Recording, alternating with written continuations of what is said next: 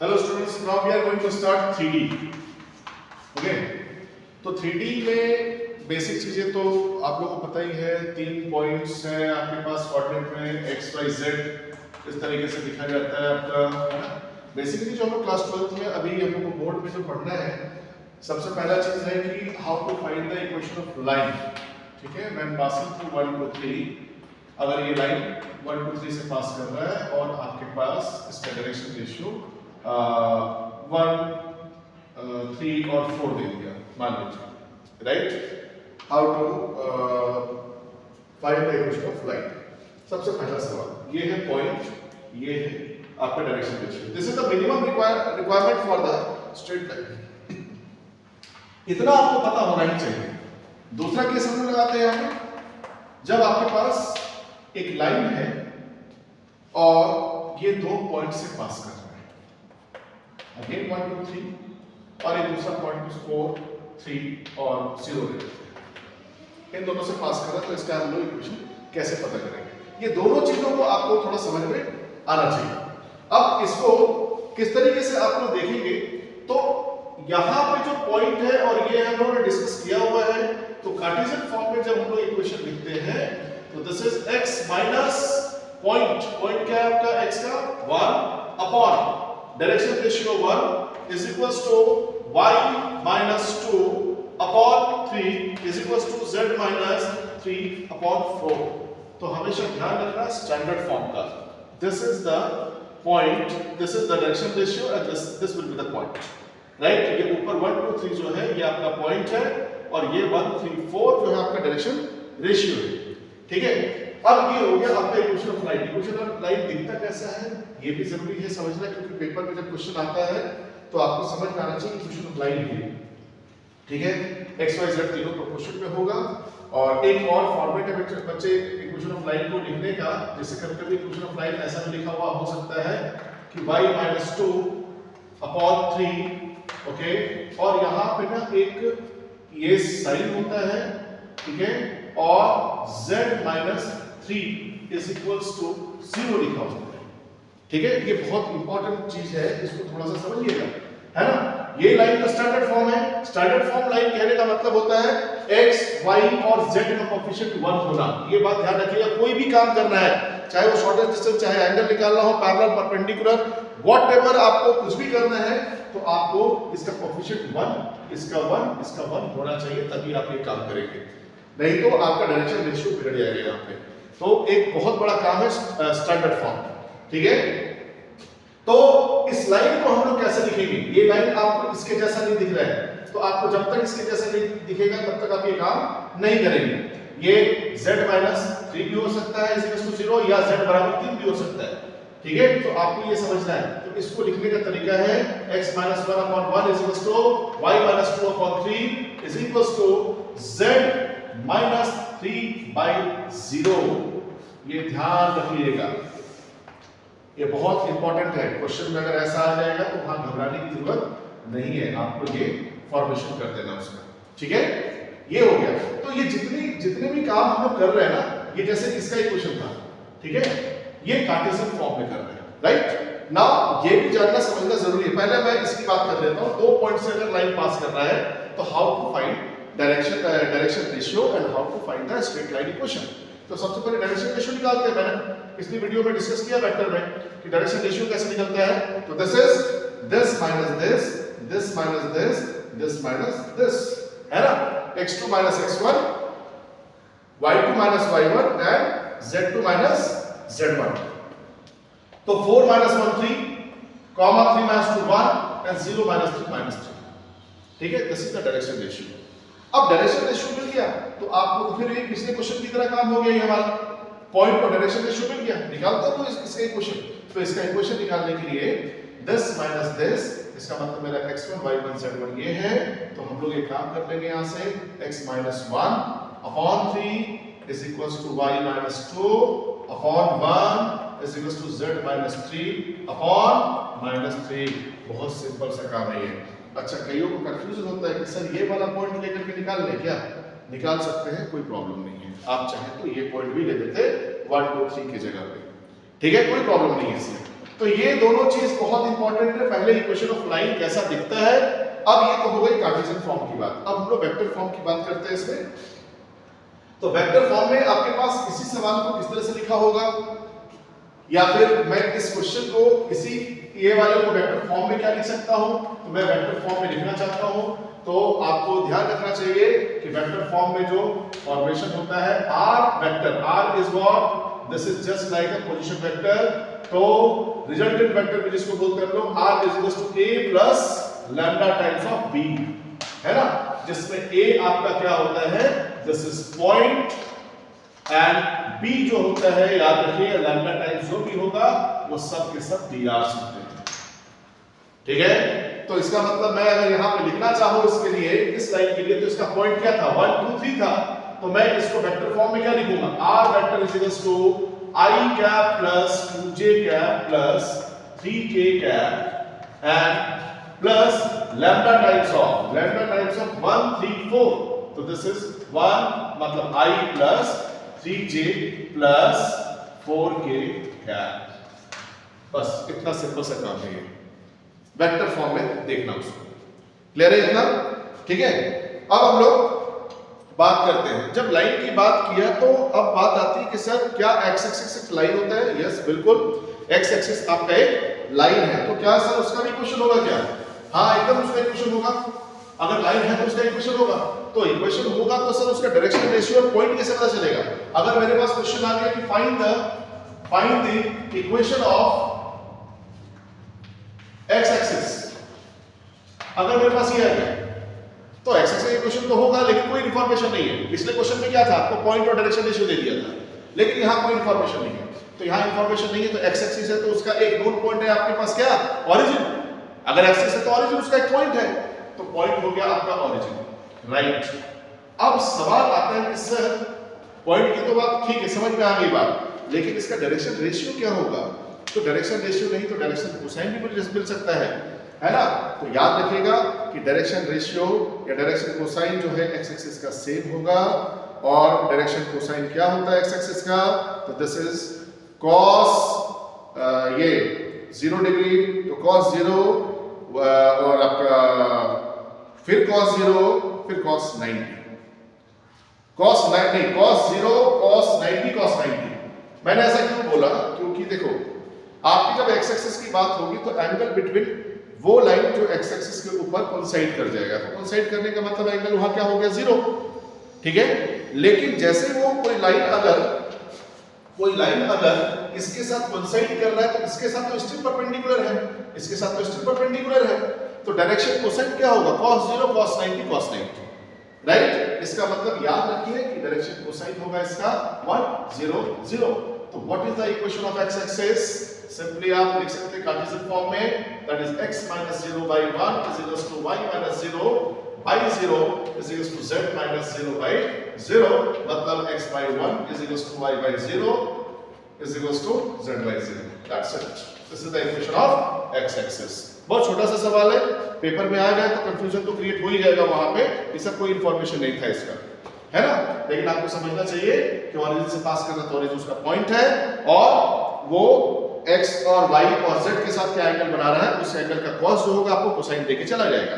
तो 1 0 0 याद रखिएगा एकदम, 1 0 0। उसी तरह से z एक्सिस का कोसाइन क्या हो जाएगा, z एक्सिस का कोसाइन 0 0 1, y का 1 0 1 1 0 1, हां करेक्ट 1 0 1 नहीं 0 1 0, राइट 0 1 0, हां ठीक है।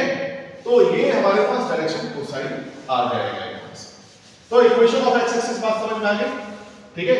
पेपर में 2 नंबर के सवाल में पूछा ही जा सकता है सर, है ना। अब सवाल आता है, दूसरा सवाल हम लोग लेते हैं यहां पे, that's question is 1 minus x by 3 1 minus x by 3 is equals to 7y minus 14 by 2 lambda is equals to 5z minus 10 by 11, right, and 7 minus 7x by 3 lambda is equals to y minus 5 by 1 is equals to 6 minus z by 5, ठीक है।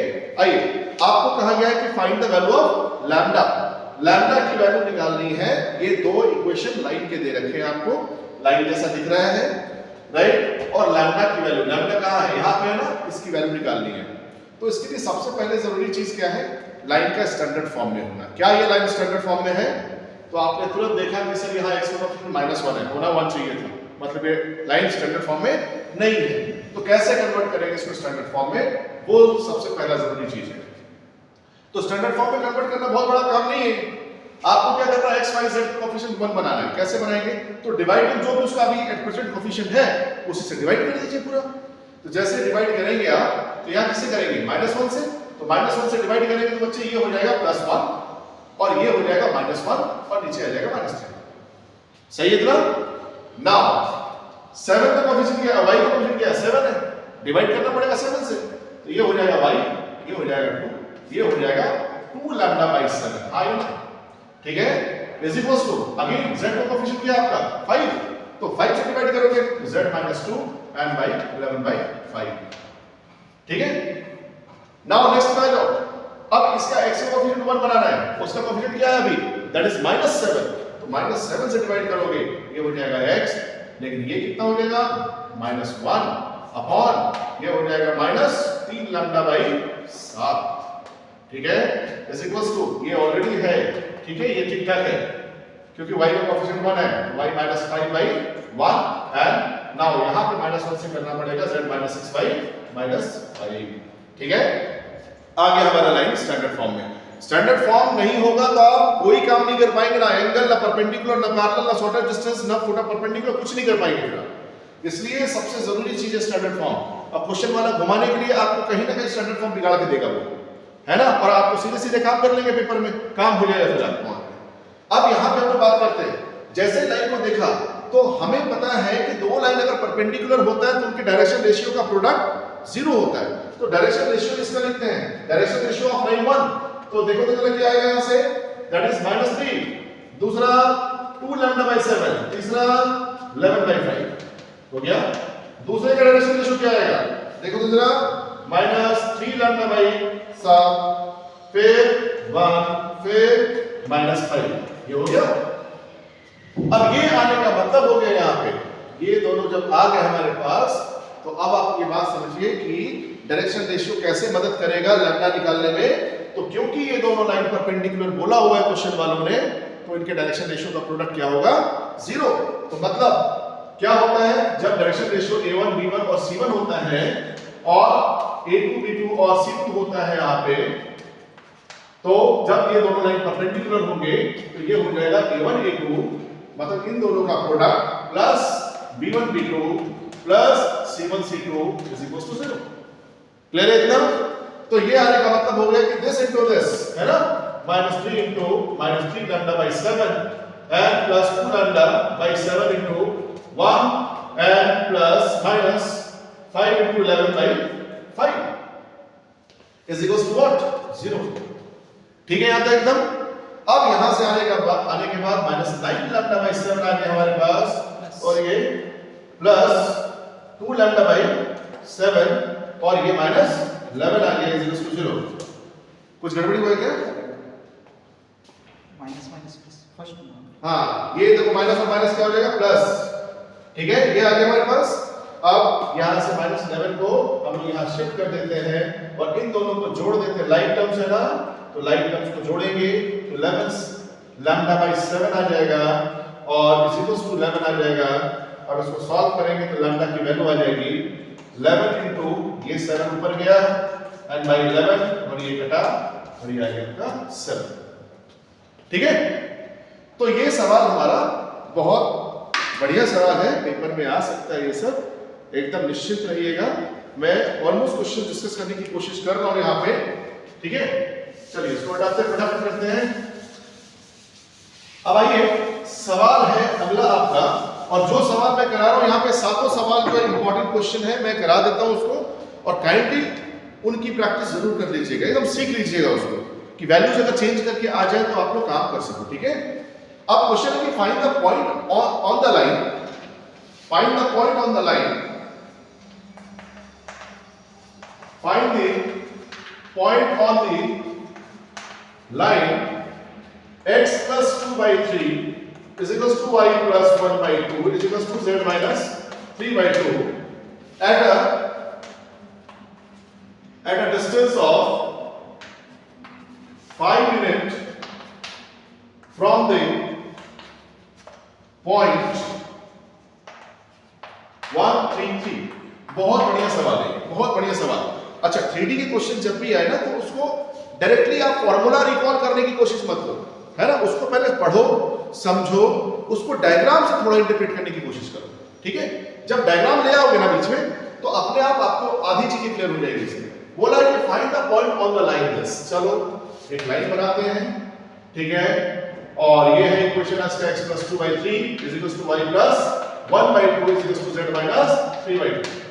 Find the point on the line this which is distance of which at a distance of which is at a distance, क्या छूट गया, कुछ word छूट गया क्या, at a distance of 5 units from the point 133। अब ये 133 इसके ऊपर लाइन के ऊपर है कि नहीं कैसे पता चलेगा, क्योंकि अब हो सकता है वो 5 यूनिट तो लाइन के ऊपर भी हो सकता है पॉइंट ना। तो जैसे ही आप 133 पुटअप करोगे ना x y z की जगह पे तो ये रेशियो चेक कर लोगे कि बराबर है कि नहीं। तो जैसे 1 3 पुटअप किया तो ये 1 आ गया, 3 पुटअप किया तो ये 2 आ गया, खत्म हो गया कहानी। 1 तो 2 के बराबर नहीं होगा ना, तो मतलब है कि ये लाइन, ये पॉइंट जो है 133 ये कहीं और है। तो मान लीजिए मैंने वो पॉइंट को यहां मार्क कर दिया, ठीक है, और इन्होंने बोला है कि इसी पॉइंट से इस लाइन के ऊपर वो कौन सा पॉइंट है जिसका डिस्टेंस 5 यूनिट के बराबर है। क्लियर है चीज, 5 यूनिट के बराबर है, इस लाइन के ऊपर वो कौन सा पॉइंट है। देखो बहुत बढ़िया चीज है। अब यहाँ पे एक चीज नया सीखने को मिलेगा। नया क्या मतलब सीखा हुआ ही है, इसके ऊपर का पॉइंट जानना है आपको। 5 यूनिट डिस्टेंस दिया हुआ है इस पॉइंट से, तो इसका ये मतलब हुआ कि यहाँ के पॉइंट से डिस्टेंस फॉर्मूला बराबर के 5 आ जाएगा इसका, है ना। जो भी डिस्टेंस बनेगा वो 5 के बराबर होगा। तो डिस्टेंस फॉर्मूला लगाने के लिए यहाँ का कोऑर्डिनेट चाहिए आपको, राइट। अब कोऑर्डिनेट कैसे निकालोगे, सवाल ये है। तो आपको अब यहाँ पे थोड़ा ध्यान रखना पड़ेगा जनरल पॉइंट का। जनरल पॉइंट का हर एक पॉइंट के ऊपर आपके पास इनफाइनाइट, हर एक लाइन के ऊपर इनफाइनाइट पॉइंट्स होते हैं, लेकिन उसका नोड पॉइंट सिर्फ -2, 1 और 3 है। लेकिन आप अगर इसका जनरल पॉइंट जान लेते हो तो इसके बाकी पॉइंट्स भी आप आराम से निकाल लेते हो, राइट। अब जनरल पॉइंट रिकॉल कर लेना थोड़ा सा। जनरल पॉइंट कैसे निकालते हैं, लैम्डा, तो x + 2/3 = लैम्डा, है ना, बराबर कर सकते हैं इससे। तो x = कितना आ जाएगा, 3 लैम्डा - 2, y कितना आ गया, 2 लैम्डा - 1, z कितना आ गया, 2 लैम्डा + 3। देखो ये बहुत शानदार चीज है, हर एक क्वेश्चन में मदद करेगा ये जनरल पॉइंट का काम, ठीक है। मैं फिर से बोल रहा हूं यहाँ पे x = 3 lambda - 2, y = 2 lambda - 1 and z = 2 lambda + 3। इतना आ गया। इतना आने का क्या मतलब हुआ, अब यहां पे समझो आप, ये तीनों जनरल पॉइंट हो गए। मतलब ये हमारे पास जो पॉइंट है, और जनरल पॉइंट का मतलब होता है आप उस लाइन पे अपने अकॉर्डिंग उसको जहां रखना चाहते हैं रख दीजिए। तो मुझे रिक्वायरमेंट है वो पॉइंट जानने की, तो मैंने यहां रख दिया 3 lambda - 2 and 2 lambda - 1 and 2 lambda + 3। ये हो गया। अब आराम से ये कोऑर्डिनेट मिल गया लैम्डा के टर्म्स में, ये पॉइंट मिला हुआ है, इसका डिस्टेंस निकालिए। तो आप सिंपली आप 5 बराबर रूट, है ना, x2 - x1 का स्क्वायर वाला याद है आपको फॉर्मूला ना।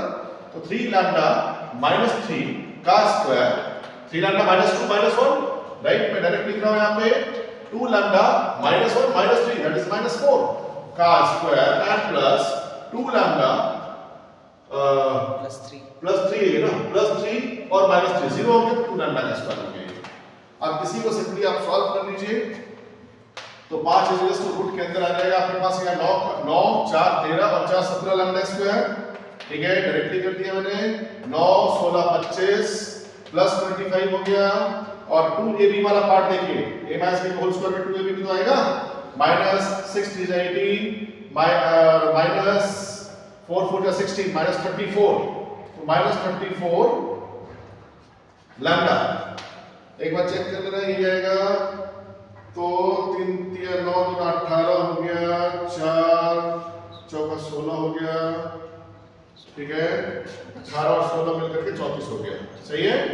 अब स्क्वायरिंग बोथ साइड कर देते हैं, तो यहाँ हो गया 25 = 17 लैम्डा स्क्वायर प्लस 25 - 34 लैम्डा देखो ये 25 से 25 साफ हो गया, 0 आ गया, 34 lambda is equals to 17 lambda square, मतलब हमारे पास जो है इसको एक साइड कर देते हैं, है ना, कट नहीं करोगे लैम्डा को, ठीक है, लैम्डा स्क्वायर और minus 34 lambda is equals to 0, तो लैम्डा कॉमन लेने के बाद 17 लैम्डा कॉमन लेने के बाद आपके पास लैम्डा माइनस 2 आ जाएगा, तो लैम्डा की वैल्यू 0 और 2, तो 0 और 2 आने के बाद आपके पास वो पॉइंट जानना था आपको, तो पॉइंट जानने का मतलब ये हो गया कि जब ऐसे 0 डालोगे तो आपको पॉइंट क्या मिलेगा, -2 -1 और 3, यहां से भी इसकी दूरी 5 यूनिट होगी, और 2 डालने के बाद तो कितना हो जाएगा, 6 - 2 4, और 4 में से 3, और 4 + 3 7, 4 3 7 भी होगा, यहां से इसकी दूरी भी आपकी 5 यूनिट होगी, तो देयर आर 2 पॉइंट्स, पेपर में 1 पॉइंट करके आओगे, आधा से 1 नंबर कट जाएगा आपका, इसलिए काइंडली ध्यान रखिएगा कि ये लैम्डा स्क्वायर -34 लैम्डा करके कॉमन लेके सॉल्व करेंगे, कभी भी वेरिएबिलिटी को कट नहीं करना चाहिए, ये बात ध्यान रखें, ठीक है। चलते हैं नेक्स्ट क्वेश्चन की तरफ, ठीक है।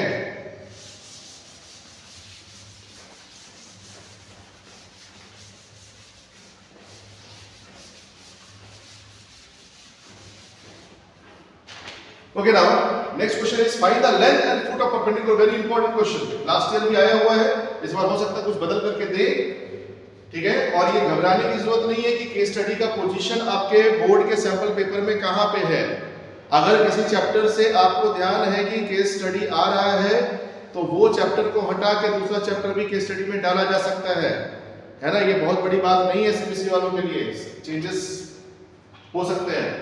तो क्वेश्चन है find the length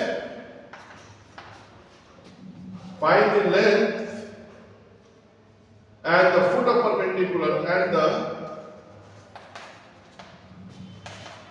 foot of perpendicular drawn from the point, drawn from the point 2 - 1 5 on the line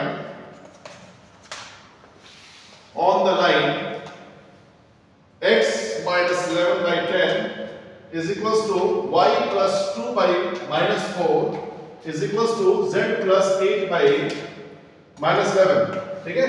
अभी तक हम लोगों ने दो बातें बहुत इंपॉर्टेंट सीखी, क्या कि लाइन का स्टैंडर्ड फॉर्म में होना जरूरी, दूसरा कि जनरल पॉइंट कैसे निकालते हैं, क्योंकि ये दो बहुत बड़ा की पॉइंट है, आपको सारे सवाल में मदद करेगा। अब देखिए मैंने आपको बोला था कि डायग्राम सबसे पहले इंटरप्रेट कीजिए, तो find the length and the foot of perpendicular drawn from the point 2 - 1 5, ठीक है, length and foot of perpendicular on the line, तो लाइन कहां होना चाहिए, यहां होना चाहिए, तो इस पॉइंट से इसके ऊपर जो परपेंडिकुलर गिरेगा तो यही फुट कहलाएगा, इसका फुट ऑफ परपेंडिकुलर, नाम क्लिक कर दें A B C D। तो आपको अब पता चल गया कि व्हाट टू फाइंड है आपका point B, this is foot of perpendicular, right. और क्या पता करना है आपको, AB, लेंथ ऑफ AB निकालना है, दूसरा सवाल ये है, दूसरा सवाल ये है और पहला सवाल ये है, आपको फुट ऑफ परपेंडिकुलर और लेंथ ऑफ AB निकालना है, ठीक है। अब एकदम आसान सा चीज है, आपके पास अगेन CD का इक्वेशन गिवन है, CD का इक्वेशन जो है आपके पास गिवन है, क्या गिवन है, तो this is x - 1 equation of CD, ठीक है। This is given x - 11 by 10 is equals to y plus 2 by minus 4 is equals to z plus 8 by minus 11, ठीक है। ये आने के बाद अगेन थोड़ा सा सोचिएगा कि फुट ऑफ परपेंडिकुलर निकालना, अगेन ये पॉइंट निकालना है, ये पॉइंट निकालने के लिए मुझे क्या करना पड़ेगा, मुझे अगेन इसका ये निकालना पड़ेगा जनरल पॉइंट, है ना, इसका जनरल पॉइंट निकालना पड़ेगा। जनरल पॉइंट तो इस लाइन पे हम जहां चाहे रख सकते हैं, तो जनरल पॉइंट निकालेंगे। अब देखिए सबसे पहले जनरल पॉइंट ऑन बी, है ना, तो जनरल पॉइंट ऑन बी कर लिया हमने, तो जनरल पॉइंट देख लेते हैं क्या निकलेगा, इज इक्वल टू लैम्डा कर दीजिए, इसको निकाल लेते हैं, मैं डायरेक्टली लिख रहा हूं यहां पे general point, this is x is equal to कितना 10 lambda plus 11 and y is equal to कितना -4 lambda -2 and z is equal to कितना -11 लैम्डा 8। क्लियर? तो ये जैसे आ गया हमारे पास, तो ये जिबल पॉइंट आ गया हमारे पास। अब पिछले वाले में तो एक रिलेशन दिया हुआ था कि डिस्टेंस दिया हुआ था, यहां तो कुछ भी नहीं दिया हुआ है ना, लेकिन परपेंडिकुलर दिया हुआ है। तब दो लाइन जब परपेंडिकुलर होंगे तो उसमें क्या रिलेशन होता है? उसमें रिलेशन आपका होता है कि वो दो लाइन के डीआर्स का प्रोडक्ट 0 होता है ना। तो इसका डीआर तो सब पता ही नहीं है, इसका डीआर तो पता नहीं है। चलिए इसका डीआर तो पता है, सर कैसे पता है भाई? तो इक्वेशन दिया हुआ है, तो इसके डीआर को चलो हम लोग ले लेते हैं 10। स्टैंडर्ड डीआर लेने से पहले स्टैंडर्ड फॉर्म चेक कर लेना बच्चे, ठीक है? तो 10 माइनस 4 और माइनस 11, ये मेरा डीआर है, ये मेरा डीआर हो गया इस लाइन का। लेकिन जब तक इस लाइन का डीआर नहीं मिलेगा तब तक हम कैसे प्रोडक्ट करवा लेंगे? तो डीआर निकालने के लिए आपको ये बी का कोऑर्डिनेट मिल गया, अब डीआर ऑफ ए बी निकालना है आपको। तो डीआर ऑफ ए बी क्या निकलेगा? तो क्या निकलता था? दो कोऑर्डिनेट दिए होते तो x2 x1, y2 y1 और z2 z1। तो x2 x1 मतलब dr को इस ब्रैकेट में रखते हैं, तो 10 कहां है ये है ना, 10 लैम्डा प्लस 1 माइनस 2 मतलब प्लस 9, राइट? दूसरा क्या निकलेगा? -4 लैम्डा -1। तीसरा क्या निकलेगा? -11 लैम्डा -13। क्लियर है? देख लेना, सही है ना एकदम? 10 लैम्डा प्लस 9 -4 लैम्डा -1 और -11 लैम्डा -13, डीआर निकल गया। अच्छा, तो डीआर निकल गया तो सर इसका भी डीआर मिल गया, इसका भी डीआर मिल गया, दोनों है परपेंडिकुलर। तो लिखेंगे हम लोग since AB is perpendicular to CD, so product of DR will be 0, है ना? तो इनका DR कितना था? 10 था ना? हाँ 10 था, तो हम लोग क्या लिखेंगे इसको? 10। अच्छा, DR को ना एक साथ लिख दिया करो कभी भी, जब भी DR ऑफ AB है तो DR ऑफ CD भी यहाँ लिख दिया करो, तो उससे क्या होगा ना कि आपको काम करने में आसानी होगी। 10 -4 और -11, तो इसका मतलब ये हो जाएगा कि 10 lambda plus 9 into 10 plus -4 lambda -1 into -4 plus -11 lambda -13 into -11 is equals to what? 0। ठीक है? अब इसको आप सॉल्व करेंगे, जो आपका रिजल्ट होगा लैम्डा का वो लैम्डा निकल जाएगा आपका। तो इसका लैम्डा जो है देखो 100 प्लस 16 116 और माइनस प्लस 121 है ना, 121 प्लस 116 कितना हो गया? 237 लैम्डा। ठीक है, अब इधर आ जाओ, 90 plus 4 94 plus 143 143 plus 94 again this is what? Plus 237 is equals to what? 0। Lambda की जगह निकालोगे यहां से, दिस इज -1। अब -1 निकल गया तो आपको निकालना है पहला फुट ऑफ परपेंडिकुलर। तो फुट ऑफ परपेंडिकुलर कौन था आपका? यही तो था, कहां लिखा मैंने? General point. हाँ, this is your foot of perpendicular. एक मिनट, अच्छा निकाल लिया था मैंने ना? हाँ ठीक है। तो फुट ऑफ परपेंडिकुलर ये हो गया, -1 पुट अप कर लोगे तो इसका निकल के आ जाएगा। तो फुट ऑफ परपेंडिकुलर जो निकलेगा इसका b point, this will be, देखो तो कितना आ गया? 1। दूसरा कितना आ जाएगा जी? 4 लैम्डा -4 -2 2 और तीसरा 3 1 2 3 is the foot of perpendicular. Okay, अब अगला इन्होंने क्या बोला था? एक और चीज मांगा है ना इसने, लेंथ ऑफ AB। हाँ, तो लेंथ ऑफ AB निकालने के लिए क्या करेंगे? डिस्टेंस फॉर्मूला लगा दीजिए इसका। रूट अंडर कितना आ जाएगा इसका? 2 - 1 का स्क्वायर -1 -2 प्लस 3 का स्क्वायर 5 -3 प्लस 2 का स्क्वायर हो गया आपके पास 9 4 14 यूनिट, रूट 14 यूनिट। ठीक है, इसी सवाल में एक और सवाल मैं जोड़ दूं यहाँ पे। फुट ऑफ परपेंडिकुलर के बाद वो इमेज भी मांग लेते हैं कभी कभी, है ना? इमेज भी मांगते हैं यहां से।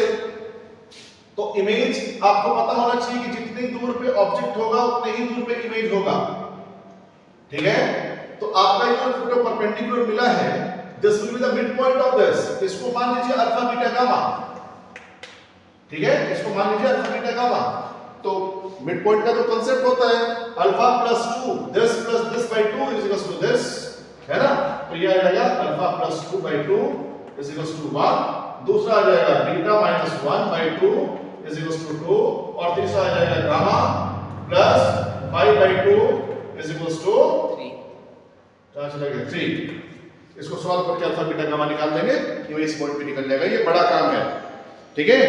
तो this is all about the foot of perpendicular and image and length of perpendicular, ठीक है। चलिए आगे बढ़ते हैं, थोड़ा सा शॉर्टेज डिस्टेंस की बात करते हैं, ठीक है। शॉर्टेज डिस्टेंस की हम लोग इसमें बात कर लेते हैं। तो शॉर्टेज डिस्टेंस क्या चीज है, ठीक है। देखिए शॉर्टेज डिस्टेंस को थोड़ा सा समझिएगा। शॉर्टेज डिस्टेंस का क्या मतलब होता है कि जब जैसे मान लो 2D के एस्पेक्ट में हम लोग बात करते हैं, मान लो 2D है, अगर ये 2D है, हाँ हमारा 2D सरफेस है, 2D सरफेस पे अगर दो लाइन को हम लोग देखते हैं तो या तो हम उसको इंटरसेक्टिंग बना सकते हैं, राइट, या तो हम उसको कोइंसिडेंट बना सकते हैं, या तो हम उसको ये इंटरसेक्टिंग और कोइंसिडेंट हो जाएगा, और या तो हम पैरेलल बना सकते हैं। ये 3 केस होता है 2D पे, ठीक है। तो कोइंसिडेंट की बात नहीं करनी है, तो अलग अलग दो लाइनों को या तो हम यहाँ पे ऐसे अगर मैं तुम लोग को दिखाऊं तो या तो हम इसको पैरेलल बना सकते हैं, राइट, या तो हम इसको इंटरसेक्टिंग बना सकते हैं, यही दो बातें होंगी। लेकिन अगर हम लोग 3D के एस्पेक्ट में बात करें तो 3D के एस्पेक्ट में बात करेंगे तो 3D तो हवा में ये लाइन है ना, ये लाइन या तो ऐसे ये पैरेलल हो सकता है ये, राइट, या तो हम लोगों को ये डायरेक्टली इंटरसेक्टिंग हो सकता है, या तो ये ऐसा भी हो सकता है। जब इन दोनों लाइन को एक दूसरे से मतलब नहीं, कैसा दिख रहा है वहां से लग रहा होगा कि इंटरसेक्टिंग है, लेकिन इसके बीच में थोड़ा गैप है, ये देखिए इतना बड़ा गैप है। तो this is known as the skew line, है ना। तो लाइन हमारे पास 3 तरीके के हैं, यहाँ पे 3 तरीके के हैं। एक तो इंटरसेक्टिंग लाइन, 3D की बात कर रहा हूं मैं, पैरेलल लाइन, और तीसरी जो बात कर रहा हूं मैं यहाँ पे शॉर्टेज डिस्टेंस में स्क्यू लाइन। तो स्क्यू लाइन को थोड़ा सा मैं अलग सा दिखा रहा हूं, ठीक है। तो इसमें आप थोड़ा सा इसको समझिएगा कि अलग सा मैं क्यों दिखा रहा हूं। This is intersecting. तो इंटरसेक्टिंग का क्या मतलब हुआ, इसका शॉर्टेज डिस्टेंस की अगर हम बात करें तो क्या होगा, 0। तो जब भी किसी लाइन का शॉर्टेज डिस्टेंस 0 आ जाएगा तो इसका मतलब ये हो जाता है कि ये आपका इंटरसेक्टिंग है, राइट। पैरेलल होगा तो जरूर इसके बीच में कुछ ना कुछ दूरी होगी, राइट, ये होगा हमारा शॉर्टेज डिस्टेंस। और अगर स्क्यू लाइन है तो ये डिस्टेंस हमारा शॉर्टेज डिस्टेंस कहलाएगा, राइट, ये डिस्टेंस हमारा शॉर्टेज डिस्टेंस कहलाएगा, ठीक है। This is your D. तो एक बात का ध्यान रखेंगे कि ये जो डिस्टेंस होता है ये हमेशा परपेंडिकुलर होता है, हमेशा, है ना। तो अब आपको ये समझना है यहाँ पे कि ये परपेंडिकुलर का क्या मतलब, सीधे सीधे मैं शॉर्टेज डिस्टेंस के फॉर्मूला की तरफ चलता हूँ फॉर द स्क्यू लाइन, है ना। अच्छा, स्क्यू लाइन को तो ज्योमेट्रिकली हमने देख लिया। अब यहाँ पे क्वेश्चन में कैसा होगा तो स्क्यू लाइन को कहेंगे हम उसको। तो कभी भी ध्यान रखिएगा स्क्यू लाइन होने के लिए जब उसका डायरेक्शन रेशियो जो है अलग अलग होंगे, है ना, उनमें प्रोपोर्शनलिटी का कोई रिलेशन नहीं होगा, वो बराबर नहीं होंगे, तो समझिएगा स्क्यू लाइन है ना, उनके डायरेक्शन रेशियो अलग होंगे। तब यहाँ पे शॉर्टेज डिस्टेंस का जो हमारा फॉर्मूला बनेगा मॉडुलस के अंदर, this is a2 minus a1, right, dot b1 cross b2। आसान चीज है, इसको एकदम पकड़ लीजिएगा जल्दी से, modulus of b1 cross b2। This is the formula for, ठीक है, shortage distance for skew line, है ना। अब उसी में अगर हम लोग ये बात कर लेते हैं यहाँ पे कि इसके बीच के फॉर्मूला क्या होता है, तो इसमें फॉर्मूला जो आ जाता है आपका shortest distance, this is your b, एक मिनट,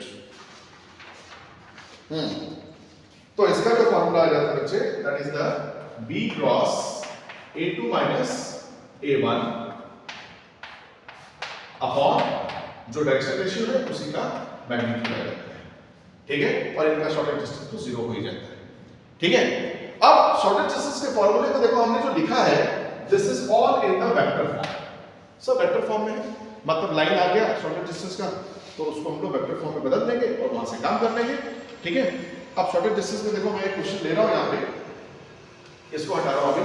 ठीक है, लेकिन सबसे जरूरी है लाइन को देख करके एनालाइज कर लेना कि वो पैरेलल लाइन है या आपका ये स्क्यू लाइन है, क्योंकि पैरेलल होगा तो उसका डायरेक्शन रेशियो चेक करेंगे, वो प्रोपोर्शनल या तो बराबर होगा। ठीक है, एक सवाल है हमारे पास, शॉर्टेज डिस्टेंस निकालना है जहां पे r इज इक्वल टू दे रखा है आपको 1 plus lambda i plus 2 minus lambda j plus lambda plus 1 k, right? ये दिया हुआ है r इज इक्वल टू, दूसरा दिया हुआ है 2i minus j minus k, okay, and plus mu times of 2i plus j plus 2k। ठीक है, ये हमारे पास हो गया। ये आने के बाद आपको थोड़ा सा अंतर दिख रहा होगा, दोनों इक्वेशन, दोनों स्ट्रेट लाइन के इक्वेशन है, बट इन वेक्टर फॉर्म पहला वाला पॉइंट रिप्रेजेंट करता है, दूसरा वाला आपका dr रिप्रेजेंट करता है। लेकिन इसमें ऐसा नहीं दिख रहा है, इसमें इसका मतलब ये स्टैंडर्ड फॉर्म नहीं है, ये स्टैंडर्ड फॉर्म नहीं है, तो इसका स्टैंडर्ड फॉर्म पहले लिखते हैं इसका। तो r is equal to standard form देखें तो कैसे लिखेंगे, तो इसमें भी एक आपके पास पैरामीटर जो है लैम्डा दिया हुआ है, तो इसके फॉर्म में अलग कर दीजिए इसको। तो ये क्या लिखेंगे आप, i प्लस 2j और यहां से प्लस k आ गया और प्लस लैम्डा टाइम्स ऑफ, ये हमारे पास आ जाएगा this is i minus j और ये हमारे पास आ जाएगा प्लस k। ठीक है, आ गया स्टैंडर्ड फॉर्म। स्टैंडर्ड फॉर्म आने के बाद फटाफट स्टैंडर्ड फॉर्म आ गया हमारे पास। आप इसी फॉर्म में काम करेंगे, अगर आपके पास कार्टेशियन फॉर्म भी दिया हुआ है तो कार्टेशियन फॉर्म को आप पहले वेक्टर फॉर्म में चेंज कर लेंगे, तब इसका काम करेंगे शॉर्टेज डिस्टेंस का। ठीक है, आपके पास आराम से आप लिख लो, a1 वेक्टर क्या है आपका 2i minus j minus k, right? a2 vector क्या है, दूसरा वाला line, this is your 2i plus 2j और प्लस k है आपके पास। b1 क्या है, तो b1 क्या होता है, डायरेक्शन रेशियो होता है, तो b1 वेक्टर क्या हो जाएगा इसका, this is 2i plus j plus 2k, and b2 vector कितना है इसका, तो b2 is i minus j plus k। अब आपको रिक्वायरमेंट की चीजें क्या है, तो फार्मूला आपको ग्रिड में होना चाहिए कि फार्मूला क्या हमारा है, राइट है ना?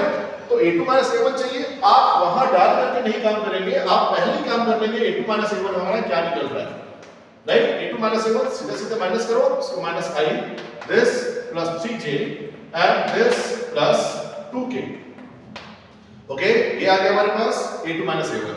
नाउ आपको क्या रिक्वायरमेंट है वहां पे फार्मूला में, b1 क्रॉस b2, फटाफट b1 क्रॉस b2 याद है ना, b1 cross b2 cross product कैसे निकालते हैं दो वेक्टर का, तो डिटरमिनेंट में क्या केस आता है आपका, i j और k यहां पे आ जाएगा, और b1 क्रॉस b2 है, ऑर्डर मैटर करता है इसमें, तो b1 क्या हमारा 2 1 2, दिस इज 2 1 2 आ जाएगा, और 1 माइनस 1 1 1 माइनस 1 1 आ जाएगा। अब इसको आप सॉल्व कर लीजिए, इसको सॉल्व करेंगे तो i, अब ये क्या आ जाएगा आपका 1 plus 2 3 minus j 2 minus 2 0 and plus k, क्या मिला आपको माइनस 2 माइनस 1 माइनस 3। तो ये आने के बाद अब आप देखिए b1 क्रॉस b2 यहां पे लिख लीजिए एक बार, b1 क्रॉस b2 कितना आ जाएगा आपका, this is 3i okay and minus 3k, ये हमारे पास b1 क्रॉस b2 आ गया, दोनों चीजें आ गई। अब आपको फार्मूला में पुट अप करना है, इसको फार्मूला में पुट अप करने के लिए मैं यहां पे इसको बताता हूं जरा, ठीक है, इसको हटाता हूं। तो फार्मूला में पुट अप करने के लिए आपको क्या करना है यहां पे कि ये आपका a2 minus a1 shortest distance is equals to, आप a2 माइनस a1 निकाल चुके हो, this is minus i plus 3j and plus 2k, right? And उसके बाद डॉट b1 क्रॉस b2 भी आप निकाल चुके हो, this is 3i minus 3k, ये आ गया हमारे पास मॉडुलस के अंदर, और इसका मैग्नीट्यूड लिख सकते हो आप आराम से। तो रूट कितना आ जाएगा इसका 3 स्क्वायर प्लस माइनस 3 का स्क्वायर दैट इज 3 का स्क्वायर आ जाएगा। तो अब इसको डॉट प्रोडक्ट निकालिए इसका। तो ST is equals to dot product कितना आ जाएगा इसका, दिस इज -3 एंड j खत्म कर दीजिए इसको, j उसके पास नहीं है और ये आ जाएगा आपके पास -6 मॉड के अंदर अपॉन में root under 9 + 9 root 18, this is root 18 है ना। तो रूट 18 आ गया -3 और -6, -3 -6 कितना हो गया -9 मॉड मॉडुलस की वजह से क्या आएगा, डिस्टेंस है ना पॉजिटिव होता है आपका, this is 9 by root under 18 और ये अगर सिंपलीफाई करेंगे तो आप इसको 3√2 लिख सकते हैं। तो ये आ जाएगा 3/√2 और इसको रैशनलाइज करने के बाद 3√2/2 यूनिट। देख लीजिएगा कैलकुलेशन एरर, कोशिश तो किया नहीं हुआ होगा, लेकिन अगर हुआ होगा तो देख लीजिएगा इसको, है ना। तो यही आंसर निकल के आना चाहिए, एक बार इसको चेक कर लेना आप लोग, ठीक है। तो this is your distance, shortest distance, ठीक है। पॉज कर दीजिए।